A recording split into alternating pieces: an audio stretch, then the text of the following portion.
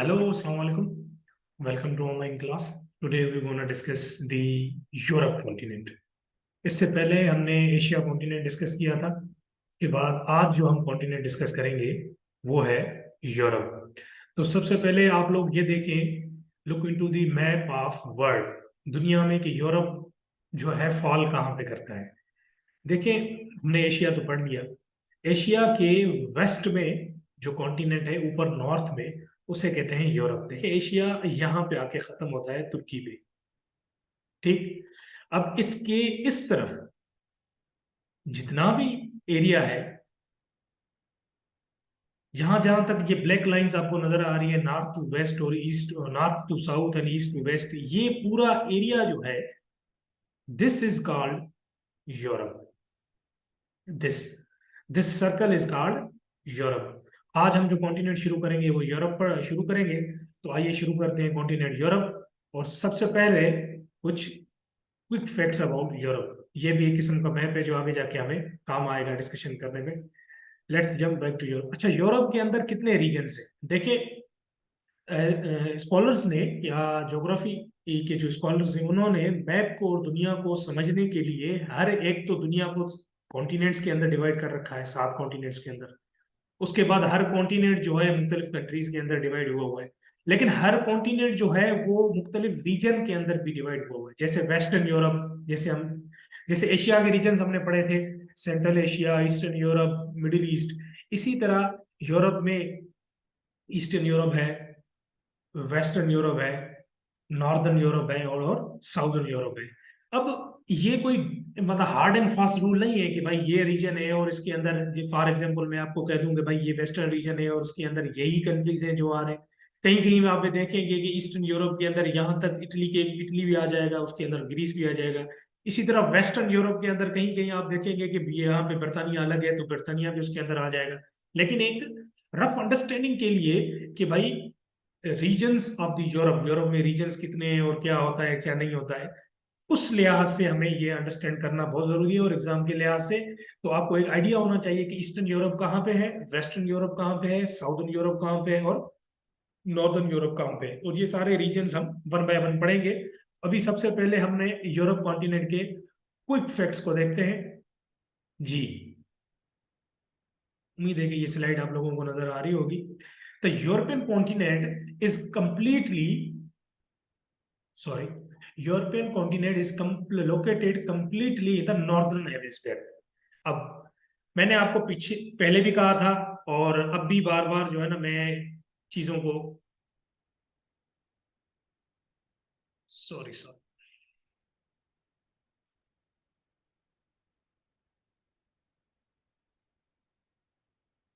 Wait a minute, मैं इसको पिछली स्लाइड की तरफ हम चलते हैं। ये रही, देखिए ये रही दुनिया। अब नॉर्दर्न हेमिस्फीयर का मतलब क्या है? सबसे पहले तो दुनिया को हम नॉर्थ, ये लाइन जा रही है नॉर्थ से साउथ, और ये अभी लाइन में जो ड्रा कर रहा हूं ये जा रही है वेस्ट से ईस्ट। अब क्या है कि ये है नॉर्दर्न हेमिस्फीयर, ये पूरा, ये पूरा जो है ना, सॉरी, ये पूरा यहां से यहां तक नॉर्दर्न हेमिस्फीयर है। क्या है? Northern hemisphere. और ये पूरा जो है बेटा, ये पूरा जो है साउदर्न हेमिस्फीयर है, ठीक। एक दो, ये दो डिस्ट्रीब्यूशन हो गई। उसके बाद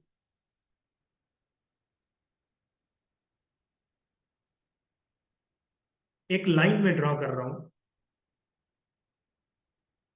ये सीधे। अब इसे कहते हैं वेस्टर्न हेमिस्फीयर और इसे कहते हैं ईस्टर्न हेमिस्फीयर, ठीक। तो ये एक रफ अंडरस्टैंडिंग आप लोगों को होनी चाहिए कि नॉर्दर्न हेमिस्फीयर क्या है, साउदर्न हेमिस्फीयर क्या है, वेस्टर्न हेमिस्फीयर क्या है एंड ईस्टर्न हेमिस्फीयर क्या है। तो लेट्स गो बैक टू अवर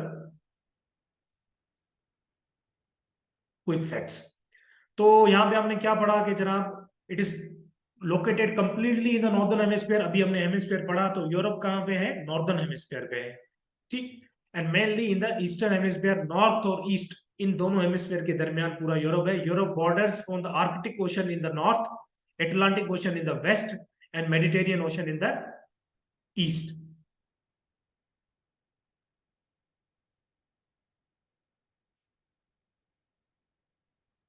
ये आपका यूरोप हो गया।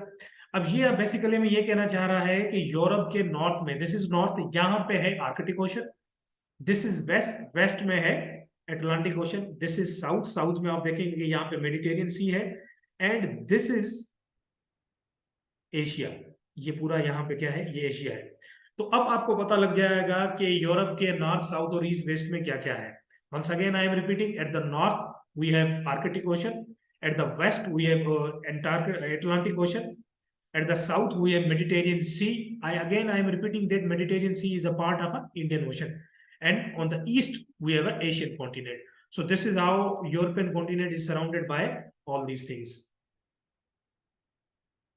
Now there are 44 countries in Europe as per United Nations list, with a total of more than 748 million people living in the continent. अब इसमें exam से रिलेटेड जो इम्पोर्टेंट बात वो है कि यूरोप थर्ड लार्जेस्ट कॉन्टिनेंट है population wise, and fifth largest continent है area wise. This is important to understand the difference between कि यूरोप जो है थर्ड लार्जेस्ट है population wise and fifth largest area wise.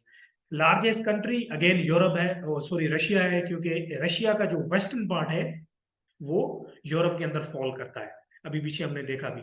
तो रशिया जो है obviously is the largest country, उसके बाद है यूक्रेन और उसके बाद है France. These are the large countries of Europe. Smallest country कौन सा है? स्मॉलेस्ट कंट्री जो है वो है Vatican City. These are very important as far as the MCQs exam is concern. Smallest country is Vatican City. It is a religious country, जहाँ पे जो अपने क्रिश्चियनिटी के पोप हैं वो यहाँ पे रहते हैं। तो it is a independent sovereign country inside the Italy, and it is called Vatican City, smallest country of the world and also the smallest country in the Europe. अच्छा, आइलैंड कौन कौन से हैं? The biggest island on the European continent is the Great Britain और the UK, United Kingdom. Another thing कि जब आप देखेंगे कि मैप को अगर आप देखेंगे तो मैप में आपको अंदाजा होगा कि यहाँ पे ये दुनिया का सबसे बड़ा आइलैंड जो है वो ये है, ग्रीनलैंड। ठीक, लेकिन यूरोप का सबसे बड़ा आइलैंड क्या है, कौन सा है? वो है यूके। यहाँ पे ये रहा यूके। तो एक तो आपको ये पता चल गया कि दुनिया का सबसे बड़ा आइलैंड ग्रीनलैंड है एंड यूरोप का यूके है। लेकिन ग्रीनलैंड जो है वो it is a part of a Denmark. तो यहाँ पे एक छोटा सा कंट्री है, ठीक, बिल्कुल इधर, डेनमार्क। तो डेनमार्क, ग्रीनलैंड जो है which is a part of Denmark, it mean it is under the control of a Denmark. तो उस हिसाब से तो सबसे बड़ा आइलैंड ग्रीनलैंड होना चाहिए। लेकिन ग्रीनलैंड ज्योग्राफिकली कहाँ पे फॉल करता है? नॉर्थ अमेरिका में फॉल करता है। तो ये आपको डिफरेंस समझा रहा हूँ। तो हम लोग क्या पढ़ रहे हैं अभी? हम यूरोप, तो यूरोप की बाउंड्री तो यहाँ तक है। तो इस यूरोपियन बाउंड्री के अंदर यूरोप का सबसे बड़ा आइलैंड कौन सा है? यूरोप का सबसे बड़ा आइलैंड है UK, United kingdom. I hope that this is clear. अगर कोई क्वेश्चन वगैरह हो भी तो आप ग्रुप में व्हाट्सएप में पूछ लीजिएगा। जी, आइलैंड का हो गया। अब आगे चलते हैं। अच्छा, कंट्रीज पहले तो यहाँ पे कितने हैं वो तो हम आगे पढ़ेंगे। टोटल कंट्रीज जो है लिस्ट आउट हमने की हुए हैं आगे। I think in the next slide we have जी जी। यूरोप के अंदर टोटल 27 कंट्रीज हैं, ये आपके सामने है। Austria, Luxembourg, Malta, Netherland, Portugal, Romania, Latvia, Lithuania, Bulgaria, Denmark, ये सारे यूरोपियन कंट्रीज हैं। ठीक है। अब यूरोपियन कंट्रीज, पहले तो ये देख लेते हैं कि यूरोपियन कंट्रीज, ये पूरा आपने देखा कि यूरोपियन कंट्रीज है, सॉरी। अब लैंड लॉक कंट्रीज यूरोप के अंदर कौन से हैं? मैंने आप लोगों को पहले भी पढ़ाया था कि what is a land lock country. Land of country का मतलब बेटा ये होता है कोई भी ऐसा कंट्री कि जिसके सराउंडिंग में कोई भी समुंदर या दरिया, सॉरी समुंदर ना हो, ओशन या सी ना हो। फॉर एग्जाम्पल ये रहा स्पेन, लेकिन स्पेन को अटलांटिक ओशन लग रहा है। इसी तरह ये रहा पोर्चुगाल, पोर्चुगाल को भी अटलांटिक ओशन लग रहा है कोस्टल लाइन पे। इटली के पास भी ओशन है, मेडिटेरियन सी है। फ्रांस के पास भी अटलांटिक ओशन है। जर्मनी के पास भी नॉर्थ सी है। ब्रिटिश आइलैंड जो आप देख सकते हैं ये तो है ही आइलैंड, क्योंकि इसके तीनों तरफ क्या है, पानी है। अब कोई ऐसी जगह है जिसके तीन तरफ, सॉरी कोई ऐसी जगह के जिनके तीनों तरफ या किसी भी तरफ पानी हो ही ना। फॉर एग्जाम्पल देखिए, दिस इज ऑस्ट्रिया। अब आप मुझे बताएं, फील द डिफरेंस हियर कि बेटा ऑस्ट्रिया के सराउंडिंग में कोई पानी वाटर बॉडी है? नहीं है। जिस तरह बर्तानिया के सराउंडिंग में, ये तो तीनों साइड आइलैंड ही है, वाटर ही है, जिस तरह स्पेन के सराउंडिंग में, स्पेन के एक तरफ नॉर्थ में ओशन है, पोर्चुगाल के वेस्ट में ओशन है, इसी तरह फ्रांस के साउथ में ओशन है, इटली के साउथ में एक मेडिटेरियन सी है। लेकिन यहाँ पे अगर हम देखते हैं कि भाई ऑस्ट्रिया जो है, इसके सराउंडिंग में तो कोई ओशन है ही नहीं, इसके सराउंडिंग में लैंड है और दूसरे कंट्रीज हैं, तो this is a land lock country. इसे कहते हैं लैंड लॉक कंट्री। अब यूरोप के अंदर कितने लैंड लॉक कंट्री है? Many countries in Europe, many countries in Europe, mainly in Central Europe, do not have access to ocean. That's why they are landlocked countries and they share boundaries with other countries. ठीक?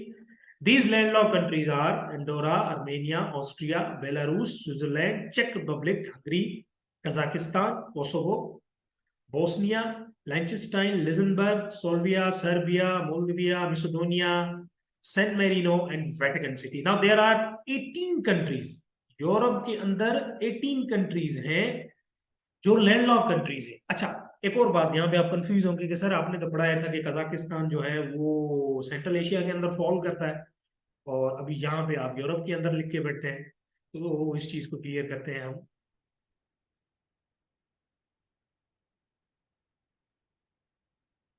ये रहा, देखिए, सबसे पहले तो कोई भी चीज हार्ड एंड फास्ट डिफाइन और परमानेंट नहीं है। और मैप जो है ना, हर जगह पे हमने अपनी अंडरस्टैंडिंग के हिसाब से मैप को मुख्तलिफ हिसाब से डिवाइड किया हुआ है। जब मैं बात करता हूँ रशिया की, अभी मैंने बात की थी रशिया की कि बेटा रशिया का जो वेस्टर्न पार्ट है, ये रशिया है, रशिया का वेस्टर्न पार्ट जो है पूरा वो यूरोप में फॉल करता है। और ये जो वेस्टर्न पार्ट है ना, इस वेस्टर्न पार्ट के अंदर थोड़ा थोड़ा यहाँ पे आप देखेंगे ना, यहाँ पे कजाकिस्तान का भी थोड़ा हिस्सा जो है वो इस जब हम रशिया की बाइफर्केशन करते हैं कि ये रशिया का जो पार्ट यूरोप के अंदर है, तो नीचे से थोड़ा थोड़ा आप देखेंगे कजाकिस्तान भी जो है ना वो इसको टच करता है। और यहाँ पे एक रीजन है जिसे कहा जाता है कॉकस रीजन।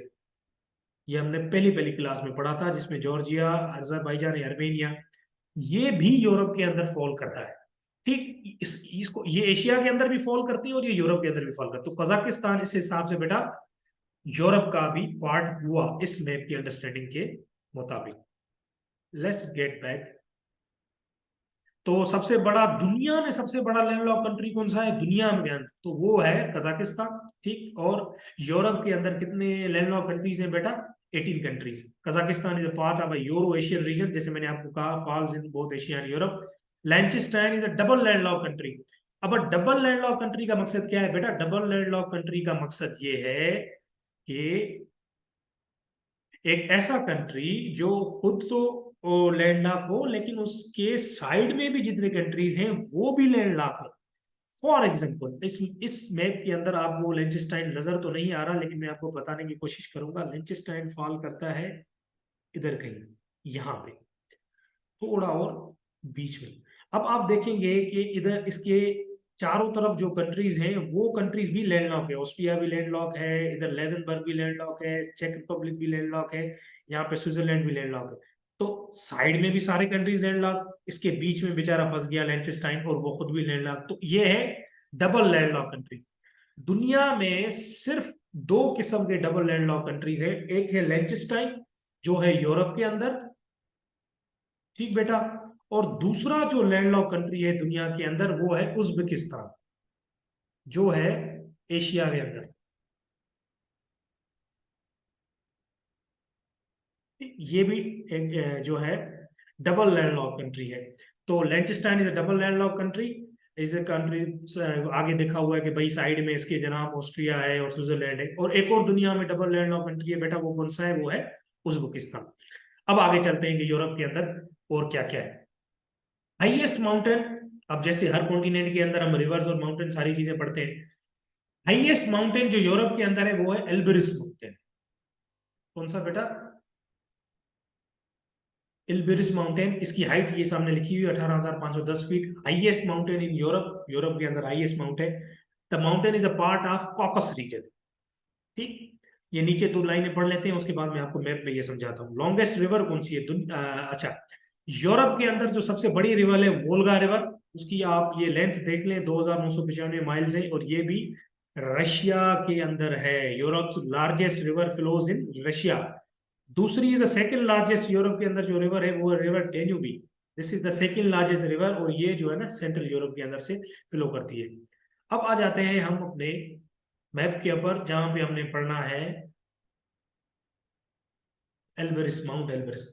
अब ये इन तीनों के मैप हम पढ़ेंगे, एल्बरिस के, वोल्गा के और रिवर डेन्यूबी के, आगे नेक्स्ट स्लाइड में। अब चलते हैं इमीडिएट, नेक्स्ट स्लाइड कौन सी है, देखिए।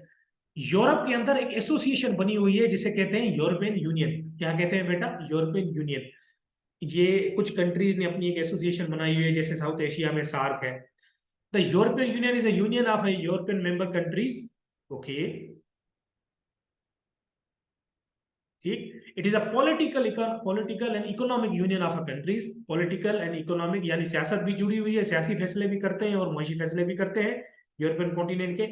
इसके अंदर कितने मेंबर्स हैं बेटा? There are 27 members in European Union. The European Union changed as it's lost one member state on 31 January 2020. Do you know which country left in European Union 2020? ये आगे मैं आपको पढ़ाऊंगा। अच्छा, पहले इसके 28 मेंबर थे, लेकिन 2020 के बाद, 31 जनवरी 2020 के बाद अब इसके 27 मेंबर हैं। तो आपने कंफ्यूज बिल्कुल नहीं होना, अगर ऑप्शन आए 27 या 28, आपने टिक करना है 27 को, क्योंकि यूरोपियन यूनियन के अब 27 मेंबर है। एक मेंबर इनको छोड़ गया है, वो है यूनाइटेड किंगडम। ठीक। नाउ द यूरोपियन यूनियन है 27 मेंबर्स। 2020 से पहले 28 मेंबर थे बिल्कुल, लेकिन यूनाइटेड किंगडम बहुत सियाना निकला और उसने यूरोपियन यूनियन को छोड़ दिया। ठीक। 52% of UK population voted to leave the European Union. ये तो आप छोड़ दें, लेकिन वो जो रेफरेंडम हुआ था, ब्रेक्सिट जिसे कहते हैं, ये आपको मैं इंफॉर्मेशन दे दूं, क्या पता ये भी है। ब्रेक्सिट जो हुआ था बेटा 2016 में हुआ था। ब्रेक्सिट का मतलब ये है कि बर्तानिया में एक रेफरेंडम हुआ था, उस रेफरेंडम के बाद लोगों ने ये डिसाइड किया कि भाई हम जो है यूरोपियन यूनियन को छोड़ना चाहते हैं। 2020 में इन्होंने यूरोपियन यूनियन को छोड़ दिया। All right, all okay. अब आगे चलते हैं, देखें यूरोपियन फ्लैग के बारे में। यूरोपियन फ्लैग के अंदर टोटल 12 सितारे। ये फ्लैग आगे आपको हो सकता है इसके अंदर हो, ये देखें कितने सितारे हैं बेटा। There are 12 flags in European Union. European Union के अंदर बेटा 12 गोल्डन स्टार्स हैं। अब ये गोल्डन स्टार्स 12 ममालिक को तो रिप्रेजेंट नहीं करते, क्योंकि ममालिक तो 27। ये जो रिप्रेजेंट करते हैं, symbolize unity, solidarity and harmony. सही। अब क्या है, तो यूरोपियन यूनियन, अब देखते हैं कि यूरोपियन यूनियन कब बना। European union was established in 1993। जिस ट्रीटी के या जिस मुआहदे के तहत ये हुआ था, treaty of Maastricht. The final constitution came into being by treaty of Lisbon in 2009। ये आप ट्रीटी ऑफ लिस्बन को तो फिलहाल छोड़ दें, आप ना याद रखें कि यूरोपियन यूनियन जो एस्टेब्लिश्ड हुआ था वो 1993 के हुआ था। अगर कहीं पे आ जाए कि ट्रीटी ऑफ लिस्बन कब हुई थी, 2009 में हुई थी, और ट्रीटी ऑफ लिस्बन का काम क्या था, यूरोपियन यूनियन से रिलेटेड थी। आल्सो यूरोपियन यूनियन की एक काउंसिल है और उस काउंसिल का प्रेसिडेंट भी होता है। ठीक, तो ये यूरोपियन यूनियन हो गया। अब याद रखिए कि यूरोपियन यूनियन की अपनी पार्लियामेंट है, यूरोपियन यूनियन की अपने बैंक्स हैं, यूरोपियन यूनियन का अपना कोर्ट है। समझ लें कि ये एक बड़ा मुल्क हो गया, 27 मुल्कों के ऊपर एक बड़ा मुल्क हो गया। ठीक, तो 1993 में ये हुआ था। अब आगे चलते हैं।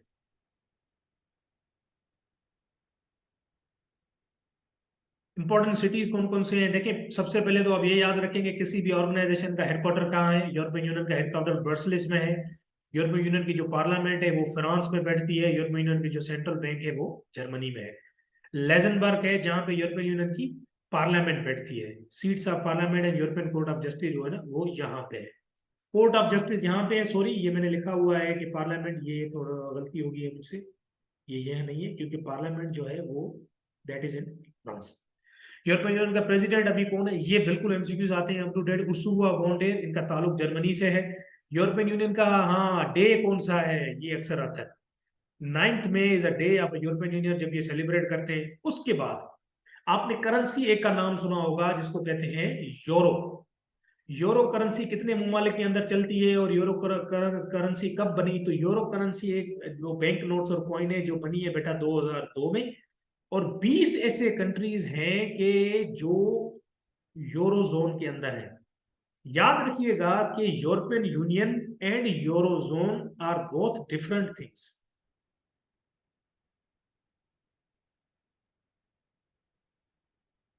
European Union and euro zone are different.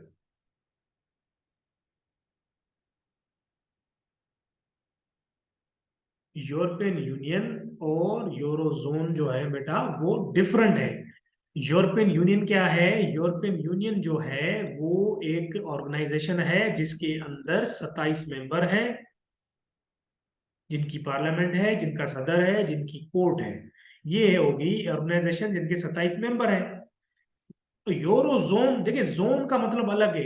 European Union और यूरो, कुछ ममालिक ऐसे हैं जो यूरोपियन यूनियन के अंदर हैं लेकिन यूरो जोन में नहीं है। कुछ ममालिक ऐसे हैं जो यूरो जोन के अंदर हैं और यूरोपियन यूनियन के नहीं है। अब यूरो जोन क्या है? यूरो जोन का मतलब है एक ऐसा जोन, एक ऐसा एरिया जिस एरिया के अंदर यूरो करेंसी चलती हो। अब आप समझ गए कि एक ऐसा जोन, ठीक है, यहां पे देखिए मैंने लिखा भी हुआ है जोन, एक ऐसा जोन जिन्होंने अपनी करेंसी यूरो बनाई हुई है, या वो कहते हैं कि हमारे ममालिक के अंदर as a official currency euro भी चलेगी। अब ये जो कंट्रीज है नीचे आप देख सकते हैं, इन सारे कंट्रीज के, ये सारे कंट्रीज जो है ना यूरो जोन के अंदर है। Austria, Belgium, Croatia, Estonia, Germany, Greece, Italy, Luxembourg, Malta, Slovakia, Spain, Slovenia, ये है यूरो जोन। इसका मतलब ये है कि इन 20 कंट्रीज के अंदर euro as a official currency है। अब आप देखें, बहुत से ऐसे कंट्रीज हैं जो यूरोपियन यूनियन में होंगे और यहाँ पे नहीं होंगे। तो आप ये मैं आपको असाइनमेंट देता हूं कि आप यूरोपियन यूनियन और यूरोजोन के दोनों कंट्रीज कंपेयर करें। दो यहाँ पे नहीं हो तो वो उनकी एक आप लिस्ट बना लें। अगेन आई एम रिपीटिंग कि यूरोपियन यूनियन अलग है, यूरोजोन अलग है। European Union is organisation, Eurozone का एक एरिया है जहां पे यूरो एज ऑफिशियल करेंसी है। कंट्रीज नीचे बेटा लिखे हुए हैं। Let's go to the next slide. अच्छा, ये पूरे कंट्रीज हैं यूरोपियन यूनियन के, आप देख लें, ऑस्ट्रिया, लग्जमबर्ग, रोमानिया। अगेन मैं रिपीट करता हूं कि Europe as a continent, Europe as a continent, उसके अंदर जितने कंट्रीज हैं 40 प्लस, वो सारे यूरोपियन यूनियन के मेंबर नहीं है। जिस तरह स्विट्जरलैंड यूरोपियन यूनियन का मेंबर नहीं है, जिस तरह यूक्रेन जो है वो यूरोपियन यूनियन का मेंबर नहीं है, जिस तरह अपना बेलारूस जो है वो यूरोपियन यूनियन का मेंबर नहीं है लेकिन वो यूरोपियन कॉन्टिनेंट के अंदर जरूर है। तो ये डिफरेंस आपने जहन में याद करना है और उसको बेटा समझना है। European Union as a organisation है और उसके अंदर ये पूरे मेंबर्स है।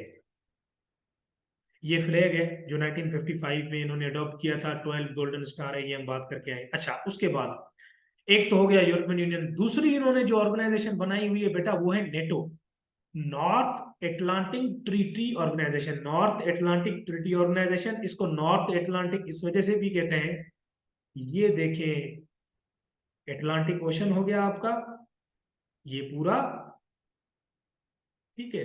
अब एटलांटिक ओशन के, और ये एटलांटिक ओशन का नॉर्दर्न पार्ट है, इधर नीचे भी एटलांटिक ओशन है, वो इस मैप में नहीं है लेकिन नीचे है, साउदर्न एटलांटिक ओशन भी है। तो नॉर्थ एटलांटिक ओशन पे जो कंट्रीज हैं उन्होंने एक फौजी ऑर्गेनाइजेशन बनाई कि भाई हम जो है अपनी फौजियों को इकट्ठा कर रहे हैं, एक मिलिट्री अलायंस बनाया।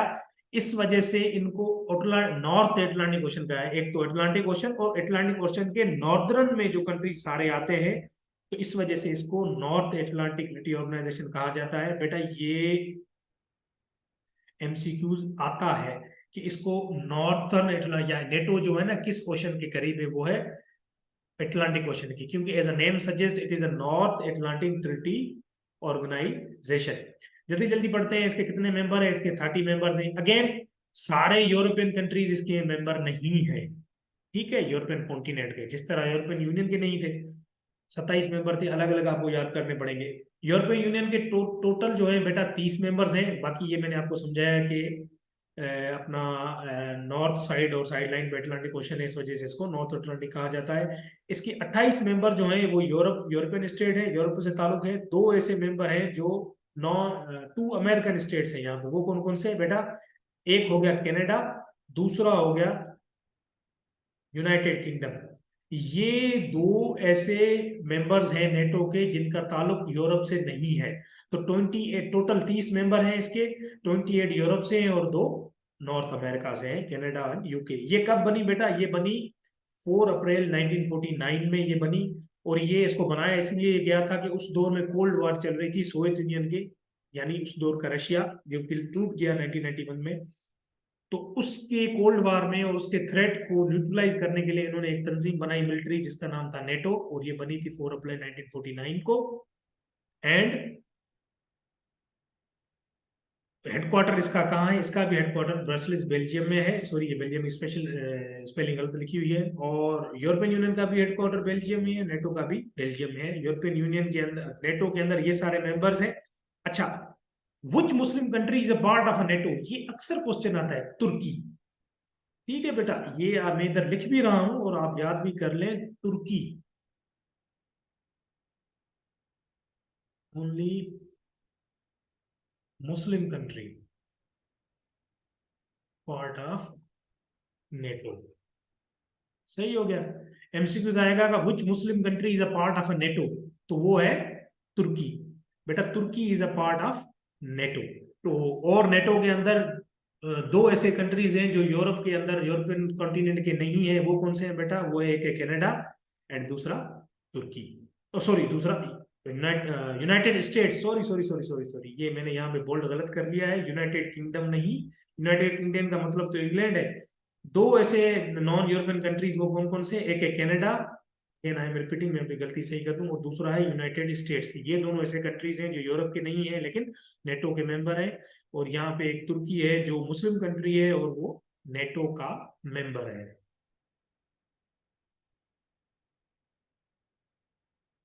ये आप देख सकते हैं कि जितना भी ब्लू एरिया है बेटा, ये जितना भी ब्लू एरिया है, ये जो ब्लू एरिया के अंदर है, ये सारे नेटो के मेंबर हैं।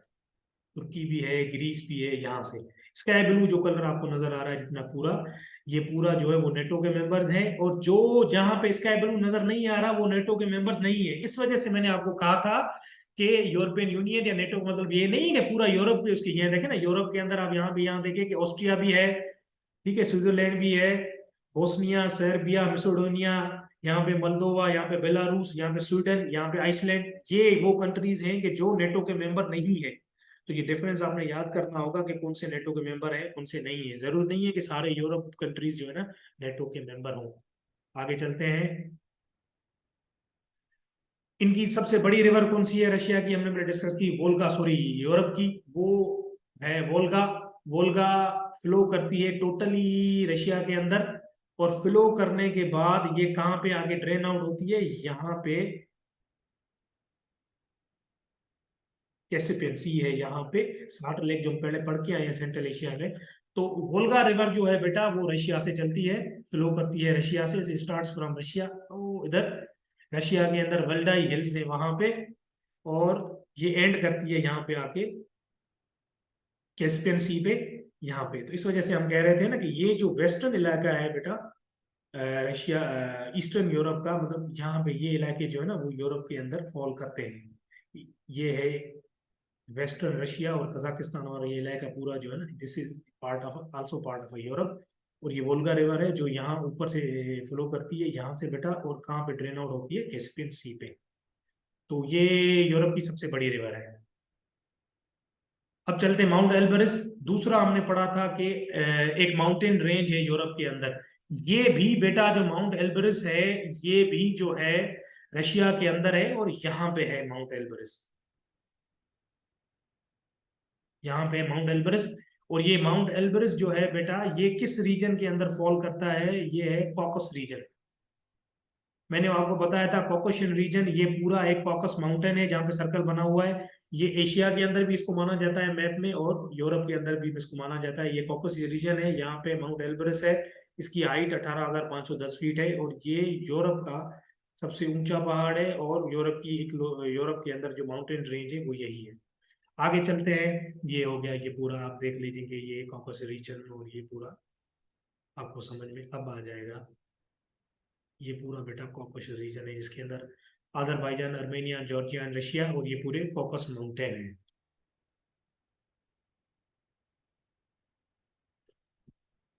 ये अगेन मैप समझाने के लिए आप लोगों को था कि कॉकेशियन रीजन जो है ना वो कहाँ पे होता है। कॉकेशियन रीजन, ये है कॉकेशियन रीजन यहाँ पे, इधर बीच में। तो आपको एशिया के मैप में भी ये मिलेगा, आपको यूरोप के मैप में भी ये मिलेगा, और इंडिविजुअल इसको कॉकेशियन रीजन कहते हैं। यहाँ पे जॉर्जिया, अजरबैजान, आर्मेनिया है। इसके वेस्ट पे आपको कैस्पियन सी मिलेगा, जहाँ पे अभी हमने पढ़ा कि वोल्गा रिवर आके गिरती है, और इसकी ये ईस्ट था थोड़ी, और वेस्ट में आपको ब्लैक सी मिलेगा, ये हम आगे जाके पढ़ेंगे।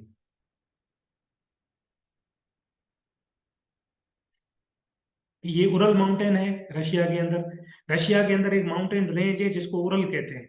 उरल माउंटेन रेंज ये बिल्कुल रशिया के अंदर ही होती है, उरल माउंटेन रेंज, और ये एशिया और यूरोप को बिल्कुल डाइसेक्ट करती है, सेपरेट करती है। ठीक है, यहां से ये है उरल माउंटेन जो रशिया के अंदर चलते हैं। इसके इस तरफ ईस्ट में एशिया माना जाता है, और सिर्फ ईस्ट में वेस्ट माना जाता है ये पूरा रशिया, है ये पूरा बेटा रशिया के अंदर। Ural mountain are in Russia, they act as a natural barrier, ये आप देख सकते हैं, they act as a natural barrier, ये रहा। ठीक है, separating Europe and Asia, Europe और एशिया को ये सेपरेट कर रहे हैं। इस तरफ एशिया है, इस तरफ यूरोप है, और ये पूरा जो है बेटा ये पूरा क्या है, रशिया है। तो where Ural mountain, Ural mountains are in Russia and they separate Asia and Europe. ये आइबेरियन पेनिनसुला है, जल्दी जल्दी बता रहा हूँ, क्लास का टाइम खत्म हो रहा है। पेनिनसुला का मतलब ये होता है कि बेटा जो है ना, तीन साइड पे पानी हो और एक साइड पे जमीन हो। जिस तरह पहले मैंने आपको एक पेनिनसुला बताया था, this is peninsula, this is Iberian peninsula. Europe के अंदर दो पेनिनसुला है, ये पहला पेनिनसुला आइबेरियन पेनिनसुला है, उसके अंदर दो कंट्रीज है, एक है स्पेन, दूसरा है पोर्चुगाल। आज की क्लास यहाँ पे एंड करते हैं। उम्मीद है कि आपको चीजें समझ आ गई होंगी, अगर नहीं समझ आ गई तो इससे रिलेटेड आप मुझसे क्वेश्चन आंसर कर सकते हैं ग्रुप के अंदर। मिलते हैं नेक्स्ट लेक्चर में, अल्लाह ने के बाद। Thank you very much. उम्मीद है कि आज की क्लास आप सबको समझ आ गई होगी। और ये यहाँ पे आगे लास्ट में रह गया, this is strait of Gibraltar. मैंने आप लोगों को बताया था कि जिब्राल्टर स्ट्रेट का मतलब क्या होता है, एक नेरो पतली पानी की गली होती है जो जो दो बड़ी वाटर बॉडीज को मिलाती है। ठीक है, इस तरफ है मेडिटेरियन सी, इस तरफ है एटलांटिक सी। तो ये दो बड़ी वाटर बॉडीज हैं और इनको एक पतली गली है जो इन दोनों को मिला रही है, वो है स्ट्रेट, और इस स्ट्रेट का नाम है जिब्राल्टर। जिब्राल्टर को जबले तारिक भी कहा जाता है, क्योंकि जब तारिक बिन जियाद ने यूरोप को फतेह किया था स्पेन की तरफ, तो वो ये क्रॉस करके गया था, तो इसको जबले तारिक भी कहा जाता है। और ये सेपरेट करता है, ऊपर आप देखें, दो कॉन्टिनेंट को, यूरोप एंड अफ्रीका को, और ये मिलाता है अटलांटिक ओशन एंड मेडिटेरियन सी को। तो क्वेश्चन आएगा कि स्ट्रेट ऑफ जिब्राल्टर किन दो कॉन्टिनेंट को सेपरेट करता है, यूरोप एंड अफ्रीका को, और किन दो ओशंस को मिलाता है, अटलांटिक ओशन को और मेडिटेरियन सी को। ये रहा आपका स्ट्रेट ऑफ जिब्राल्टर। और दूसरी आपको मैं टिप देता हूँ कि स्ट्रेट ऑफ जिब्राल्टर जो है वो कौन किसके अंदर है, वो है यूके के अंदर। मतलब कहने का मतलब ये है कि इसको एडमिनिस्ट्रेटिव कंट्रोल कौन कर रहा है, कंट्रोल्ड बाय यूनाइटेड किंगडम, बर्तानिया। ठीक हो गया, तो ये है हमारा स्ट्रेट ऑफ जिब्राल्टर। समझ में आ गई एमसीक्यूज कैसे आएंगे कि किन दो कॉन्टिनेंट को सेपरेट कर रहा है, यूरोप एंड अफ्रीका, किन दो वाटर बॉडीज को मिला रहा है, Mediterranean Sea and African, sorry, Atlantic Ocean. Strait of Gibraltar के नीचे आप देख सकते हैं कि यहाँ अफ्रीका है और यहाँ पे ऊपर यूरोप है। जी, ये लास्ट स्लाइड थी। आज हमने यूरोप कॉन्टिनेंट के कुछ फैक्ट्स पूरे पढ़े, यूरोपियन यूनियन पढ़ा हमने, हमने जनाब जो है ना नेटो पढ़ी हमने, यूरोप यूरोप के जितने फैक्ट्स वगैरह कंट्रीज कितने वो सारे पढ़े। और हमने ये पढ़ा कि भाई लॉन्गेस्ट रिवर कौन कौन सी है, इसकी वोल्गा रिवर है इनकी जो सबसे बड़ी रिवर है, उसके बाद रिवर डेन्यूबे भी है second largest river. Highest point mountain इनका कौन सा है, माउंट एल्बरस है, ये देखिए हमने पढ़ा, जो कॉकेशियन रीजन में है, रशिया के अंदर फॉल करता है, ये भी यूरोप का, यूरोप के अंदर है माउंट एल्बरस माउंटेन रीजन। उसके बाद ये हमने पढ़ा कॉकेशियन रीजन का थोड़ा इंट्रोडक्शन दिया आपको, ये तो मैप है। उसके बाद उरल माउंटेन्स, ठीक है ना। अब ये क्वेश्चन आएगा कि उरल माउंटेन्स कहाँ पे हैं, Ural mountains lies in Russia. Ural mountains किसको सेपरेट करते हैं? यूरोप एंड एशिया को एज अ कॉन्टिनेंट, इन दोनों को सेपरेट करते हैं। इसी तरह पेनिनसुला का मैंने आपको पहले बता दिया था कि 3 साइड जिनके वाटर हो, एक साइड जमीन हो। आप देख सकते हैं ये तीनों साइड पानी है और एक साइड पे यहाँ पे जमीन है। तो ये पूरा जो है ना, जो शेडेड पार्ट है, ये आइबेरियन पेनिनसुला है। एंड आइबेरियन पेनिनसुला के अंदर 2 कंट्रीज हैं बेटा, कौन कौन से? एक है स्पेन और दूसरा है पोर्चुगल। ठीक, और आइबेरियन पेनिनसुला जो है यूरोप के अंदर है। तो यही 3-4 एमसीक्यूज इससे निकल सकते हैं। Last but not least, most important, strait of Gibraltar. As it is question आएगा, where is strait of Gibraltar? It is in Europe. It separates which 2 continents, Europe and Africa. It binds which 2 water bodies? Atlantic question है, Mediterranean सी। जब Gibraltar को जबले तारिक भी कहा जाता है। तो आई होप कि आज की क्लास जो है बड़ी इंफॉर्मेटिव हुई होगी। अपना फीडबैक दें, जो आपके क्वेश्चंस वगैरह हैं वो आप जो है ग्रुप के अंदर मुझे भेज सकते हैं अलाने के बाद। Thank you.